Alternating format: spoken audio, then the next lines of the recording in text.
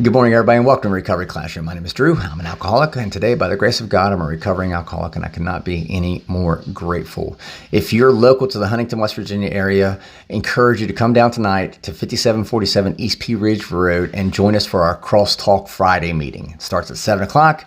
I guarantee you're going to walk away with something out of that meeting. Promise you. And I'm pretty sneaking sure that you're going to enjoy it too. So encourage you to come on down, hang out at Pea Ridge United Methodist Church for our Crosstalk Friday meeting tonight at 7 o'clock. I want to talk about a Crosstalk meeting from a few weeks back, actually. There were some folks that were standing off talking, and I just happened to walk past them. I wasn't part of the conversation, but I heard one of them make a comment, and it stuck with me, even now. It's been with me for the last couple of weeks. And let me paint the picture like this. Whenever you have a really stressful day at work, maybe a really bad day, maybe you had a bad day at school, or you had to go take care of this errand and run that errand and take this kid here and do this and call this person, and your day has just been shit. And you're just like, where do you go? Where do you go at the end of a long day? You go home, right? Home is your place of refuge. Home is your place of solitude and serenity, if you will. Home is where you get to relax after a long, stressful, rough day. You may be physically, spiritually, and mentally, emotionally drained. You get to go home. And so with that, keep that in mind, because as I was walking past this conversation a few weeks ago, I heard somebody make the comment to another person. They said, I want to make Crosstalk my home group. And again, I wasn't in this conversation. I just kept on walking, but I was like, shit, we've never told anybody how to make Crosstalk their home group. And I started thinking back even further. For 2 years, we've been doing meetings, and we've never once ever told anybody how to make any of our meetings a home group meeting. I was like, why didn't we do that? And then it hit me. One, first and foremost, we're not an AA group. Bill Wilson himself told us not to call ourselves an AA group. So we're not. We're not an NA group. We don't function, we don't operate like normal AA or NA groups. By design, I might add. Now, sure, we communicate the same message. We practice the same principles. But we're not AA groups or NA groups, so we don't follow the traditions. We don't follow their operating procedures. What a home group is in the AA world anyway, I can only speak to AA, is basically it's people who show up to a meeting who they become a home group member, and that becomes their de facto meeting for the week. They're typically always there. They're typically always involved, maybe setting up chairs, maybe making coffee, or organizing schedules, whatever. But they then become part of the group conscience, the collection of people, of those meeting members, that decide the course that they want that meeting to follow. In other words, the group conscience dictates policy for that meeting. They dictate what that meeting is going to do and how they're going to do it. Ironically, even Bill Wilson himself states that they're just guides. No one has any real authority in AA. But I digress. I'm going off on a tangent there. So that's how you make it. That's what kind of another reason why you make it a home group. All right.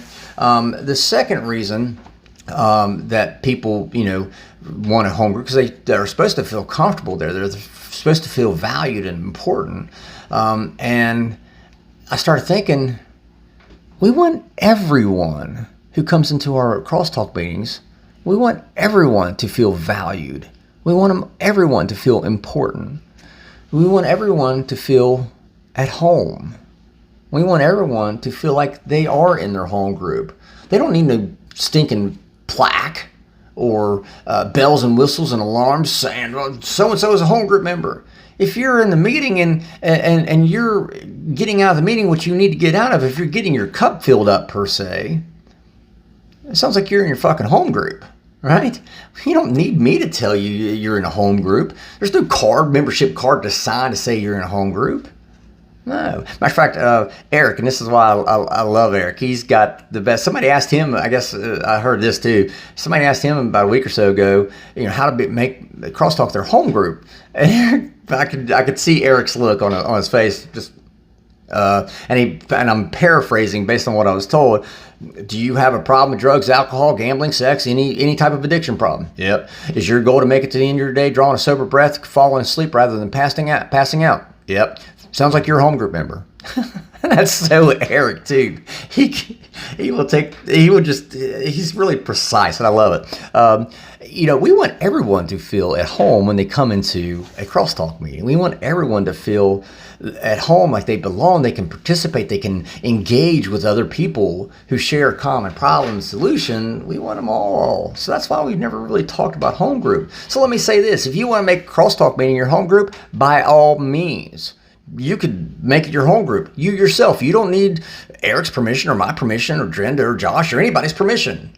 If you say it's your home group, guess what? It's your fucking home group. Period. If you need validation of that your crosstalk is your home, well, let us know. We'll do whatever we can to help you out. You get to decide what your home group is, because after all, don't you want to come to a meeting, especially if you've been struggling with drugs or alcohol, you've been struggling with a long, stressful day? Don't you want to come home to a place where you can relax and enjoy yourself? That's what every crosstalk meeting, that's what we try to achieve in every crosstalk meeting. If you want to call it crosstalk your home group, by all means. And I do want to touch on something else. Something else I heard too. It was told, I've heard this myself. People have told me, well, my sponsor says I can't go to crosstalk meetings. Well, why not? Well, because they're not like the normal meetings. Well, yeah, by design, where they're not supposed to be. We're not supposed to be a normal AA meeting because Bill Wilson told us not to be, right? He told us not to be. I keep thinking, why would I ever tell one of my sponsees not to go to a crosstalk meeting? Who in the blue hell would do that? Why would I tell any of my sponsees not to go to a meeting, period? Is my primary concern not their recovery, not their sobriety? And I'm telling you, if my primary concern is the person I'm sponsoring, if my primary concern for that person is their sobriety, why would I tell them not to go to a recovery meeting? I would never tell my sponsees that, ever.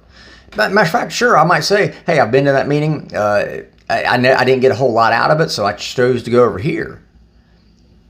I would still allow my sponsee or anybody to go to that meeting if they wanted to. Matter of fact, I spent the last couple of weeks trying to get a newcomer who's only been to crosstalk meeting. We've been trying to get this newcomer to go to a normal AA meeting, which we finally were able to do last Wednesday night. Finally got this person into a normal AA meeting last Wednesday night. They had never been to a normal AA meeting. I would never tell somebody, don't go to an AA meeting, or don't go to that recovery meeting. No, that's stupid. Because at the end of the day, if I truly want what's best for that person, I want them to get sober. I want them to find experience, strength, and hope. Isn't that the whole point of new meetings, new perspectives, rather than the same old dogmatic approaches that we've had before? I'm getting off on a tangent. I could feel it boiling. At the end of the day, I want the newcomer, I want the person I'm sponsoring, hell, I want them to get additional or different perspectives, if you will. Matter of fact, I say this all the time, how I walked into a room by accident. My first 25, 30 days, I floated in the rooms of AA. And by sheer chance, or God, I happened to walk into the wrong AA room. But really, it was the right one, because that was the room that changed my life. That was the room I walked into where I met people who helped me change my life. What would have happened had I had a sponsor at the time that told me, hey, Drew, don't you go into that room? I would have missed out on my miracle. I'd have missed out on so much, meeting the people who had such a great impact on my life and on my sobriety. I would never tell somebody to not go to a meeting simply because they didn't practice or operate the meeting the way that normal AA groups would typically do. Would it give your sponsee, if I told my sponsee not to go to a meeting, would it give them less of a chance to recover? And when did sponsors get to control what their sponsees do? When did sponsors get to control what sponsees do? I mean, after all, did the sponsor themselves do such a great job of controlling their own personal life that they can now control the sponsees? No. I want people to feel like they can think for themselves and make their own decisions, because at the end of the day, That's the whole point of recovery. Eventually, one day, they're going to have to do that. So thank you guys for letting me come in and share 5 to 10 minutes of your day with you. You guys absolutely keep me sober, and I could not be more appreciative. We'll be talking again soon. Crosstalk tonight, 7 o'clock. We'll see you then. Remember, guys, you can't get drunk if you don't take that first drink.